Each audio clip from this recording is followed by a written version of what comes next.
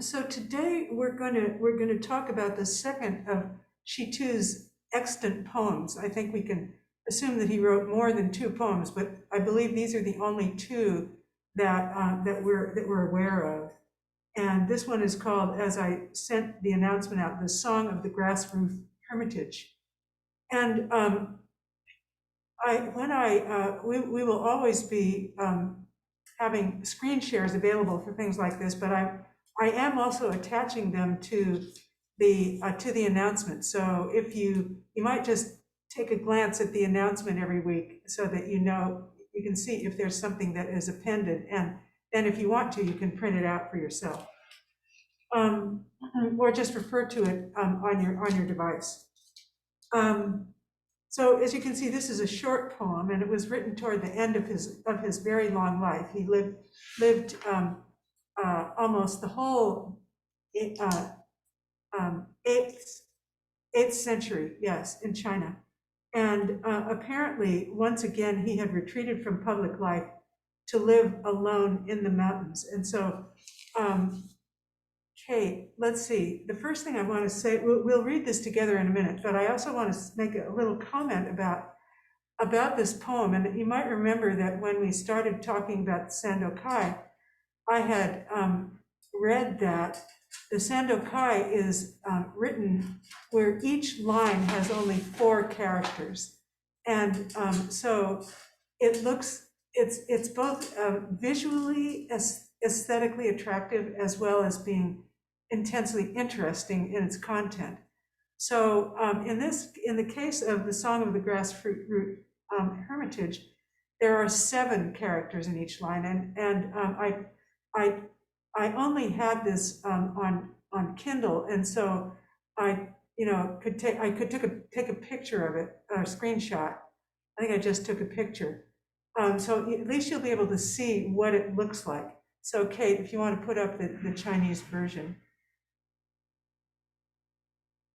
So you can see, sorry about the resolution of that, but so you can see that it's actually very attractive visually as well. And I know next to nothing about Chinese poetry, and I had no idea that this was an aspect of formal poetry. So I find it really interesting and compelling.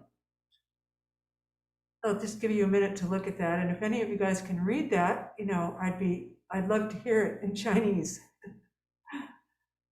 So, and if you want me to send you a copy of it in Chinese, I'll be happy to do that. Okay, so we can take that down, and go ahead and put up the English version. Okay, and then let's read it together.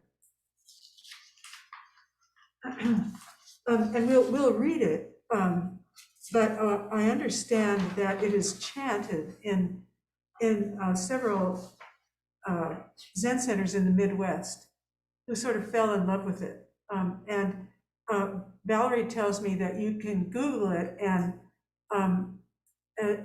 look at YouTube, and you can hear them. You can hear the sanghas chanting it. So that might be. I'm going to do that when I get home, or sometime later today. It might be really interesting. So I'll announce it, and then we'll read it together. Song of the Grass Roof Hermitage. I've built a grass hut where there's nothing of value. Let's read it out loud. After eating, I relax and enjoy a nap. When it is completed, fresh weeds appear. Now it's been lived in, covered by weeds. The person in the hut lives here calmly, not stuck to inside, outside, or in between. Places worldly people live, he doesn't live. Realms worldly people love, he doesn't love. Though the hut is small, it includes the entire world. In 10 square feet, an old man illumines forms in their nature. A Mahayana bodhisattva trusts without doubt. The middling and lowly can't help wondering, will this hut perish or not? Perishable or not, the original master is present, not dwelling south or north, east or west. Firmly based on steadiness, it can't be surpassed. A shining window below the green pines. Jade palaces or vermilion towers can't compare. care of it. Just sitting with head covered, all things are at rest. Thus, this mountain love doesn't understand it at all. Living here, he no longer works to get free. Who would proudly arrange seats trying to entice guests? Turn around the light to shine within, then just return. The vast, inconceivable source can't be faced or turned away from.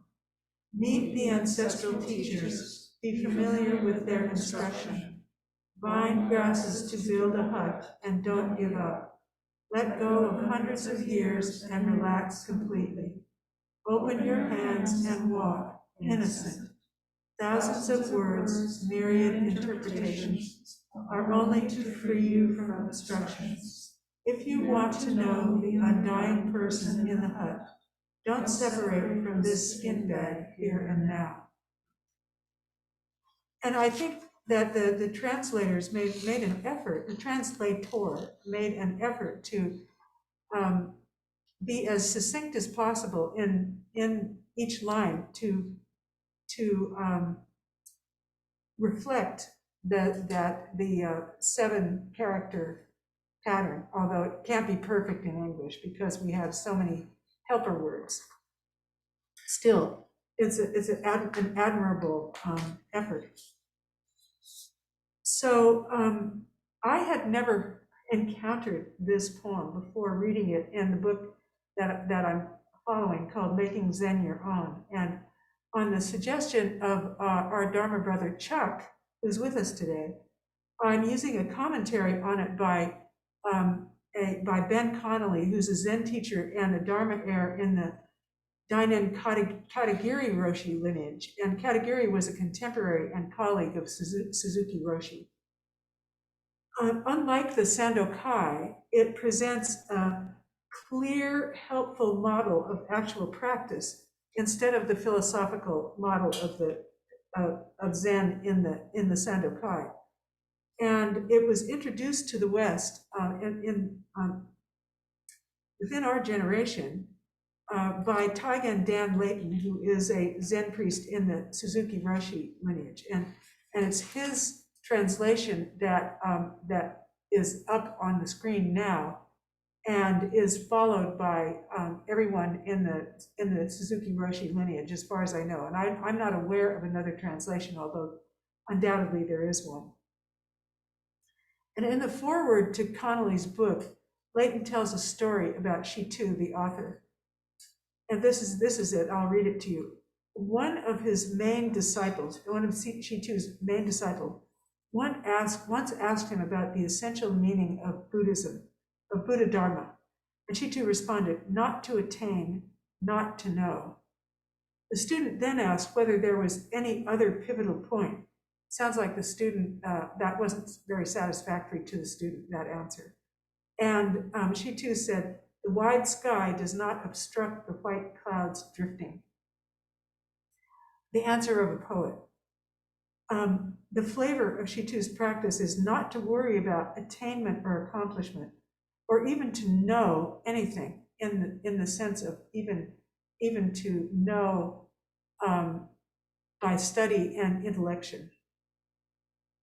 The sky is often used as a symbol for enlightenment, for emptiness, and the clouds are that which exists. So again, it's a reference to emptiness and form, to the absolute and the relative.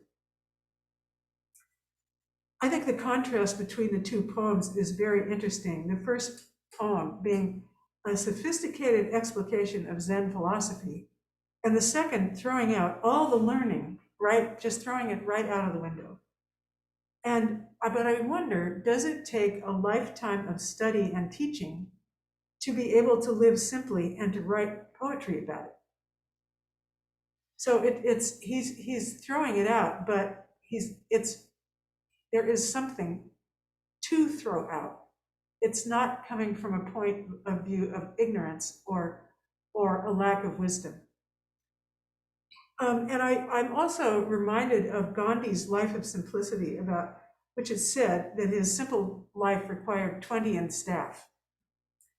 And another example is, maybe you've heard of Peace Pilgrim, a woman who became itinerant, and for several years, but it took her 25 years to prepare to be able to do that. And she went on the road as an itinerant beggar and a promoter of peace, with no possessions whatsoever, and dependent on others for for food and shelter when she needed it.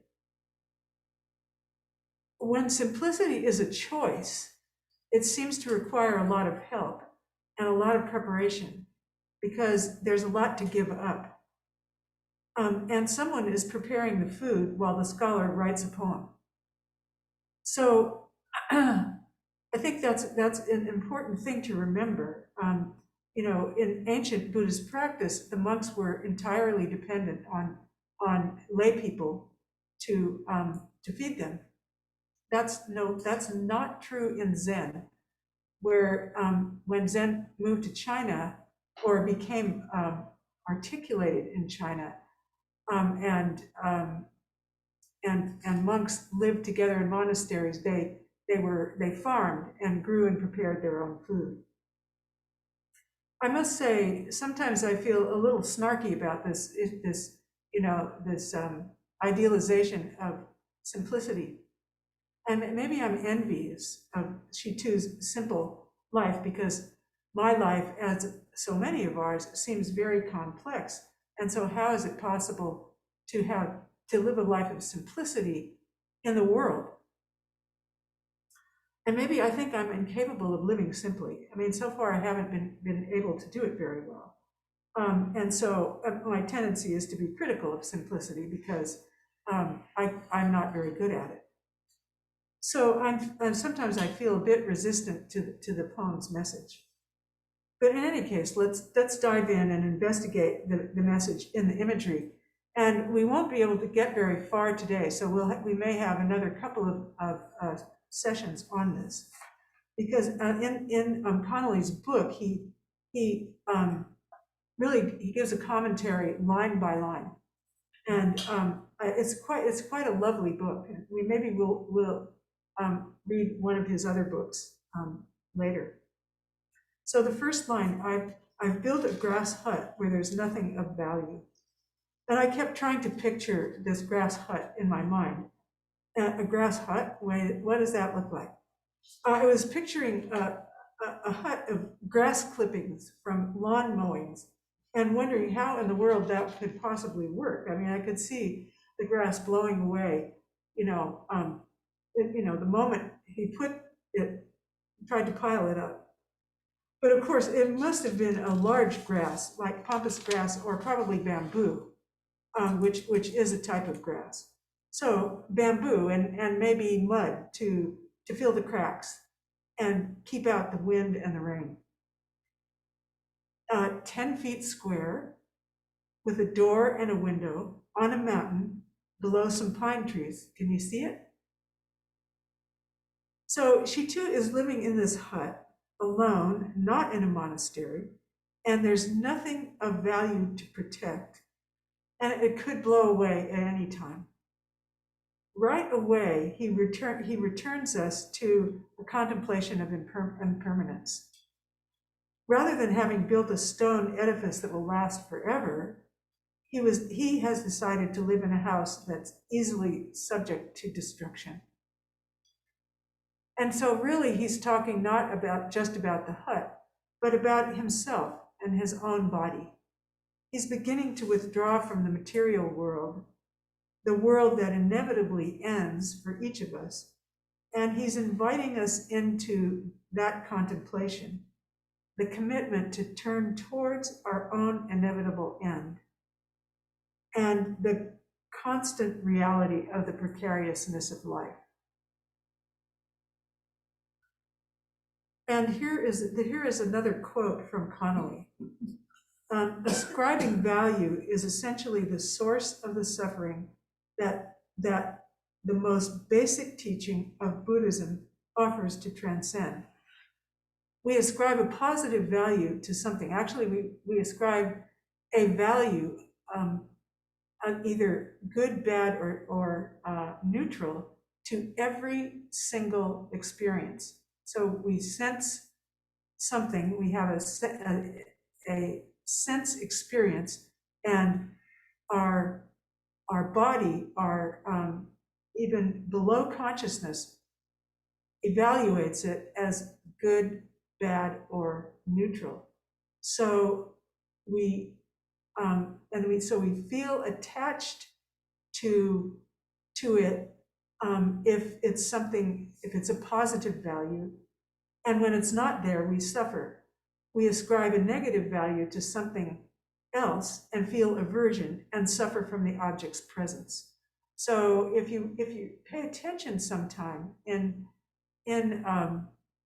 meditation, and watch your physical experience, you'll see that this is how it actually happens. Good, bad, or neutral. Greed, hate, or delusion. And then he says, the contents of this hut are nothing of value, which is to say, not valuing things is not of value. And so perhaps he's referring to himself, his mortal self. After eating, I relax and enjoy a nap. Just nothing special, and living Zen. Work, eat, sleep, that's all. Build my hut, eat, and take a nap.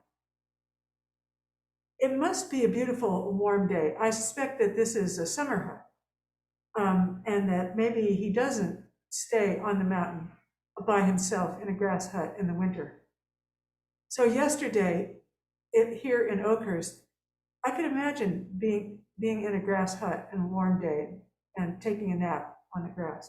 And today, I wouldn't want to do that. Good, bad, or neutral. So anyway, it must be a beautiful day in this poem, and maybe he's taking a nap in the sun, utterly relaxed. And Connolly suggests that the most consistent theme of the poem is relax. Wouldn't you like to relax? Instead of being busy, busy, busy, or to live at ease. I'm always struck with, may I live at ease, which is one of the wishes in the metta practice. And I've always wondered, what would living at ease look like? Who would do the laundry and tend the chickens? Maybe it doesn't mean constant physical rest, but a restful mind. And it really points to the middle way. In my Metta Institute teacher's book, The Five Invitation, Frank Ossieseski invites us to find a way to rest in the midst of things. We're always in the midst of things. Life swirling around us with all of its complications. To relax the mind in the midst of things and just do the next indicated thing, neither blissing out nor avoiding nor being caught up. We cultivate this middle way of mental relaxation in sitting meditation, what Dogen calls the Dharma gate of joy and ease. The next line, when it was completed, fresh weeds appeared. If you're a gardener, you know that there are always weeds. You pull them up and the next day there are more. Zen often uses this metaphor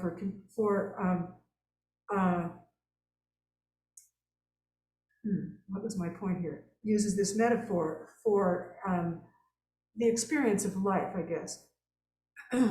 And she too is here talking about the weeds of thought, analyzing, projecting, planning, predicting. Even after we sit and pull the weeds of thought, there are more, always more. And we think we can get rid of them, but in fact, we can't. She too's advice says, just relax and watch. Be mindful and attend to watch. It's just the vividness of life.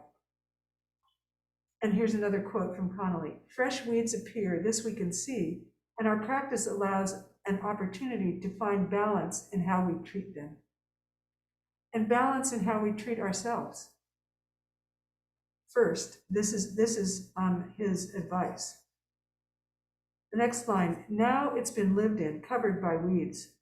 This is it, just life as it is, things as it is, as Suzuki Roshi said. To have a mind that just meets each thing without deciding whether it is worthy or not, that meets everyone and everything just as it is realization. I think this is the life of ease.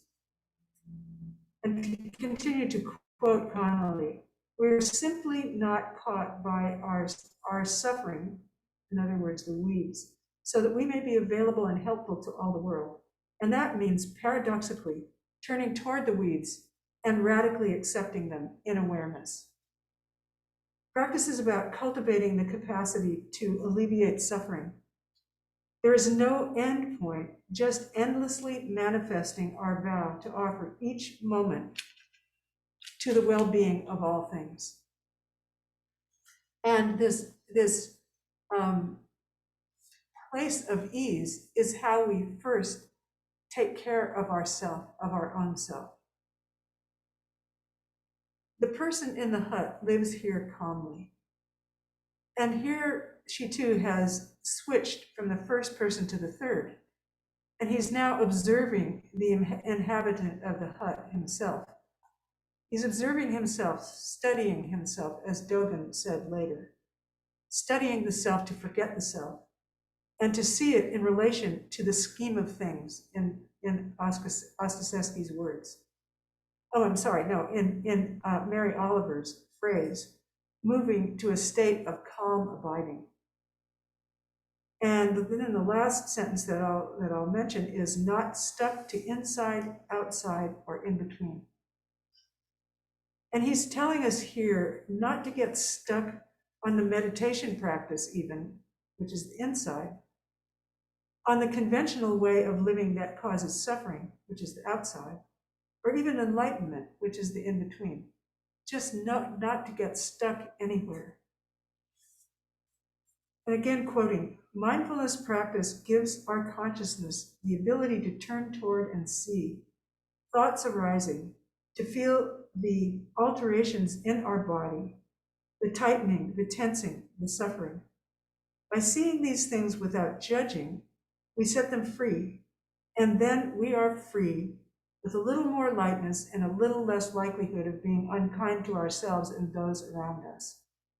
Not sticky, not clinging, fresh, freely, fully living life, unstuck and free. We become present to our whole self, its well-tended places and all its weeds. Turning towards is paradoxically unsticking. Just seeing, calm abiding, hearing the cries of the world, and wisely not inflicting our own pain on others, but being ready to help. This is the essential practice of the Buddha in the Mahayana interpretation.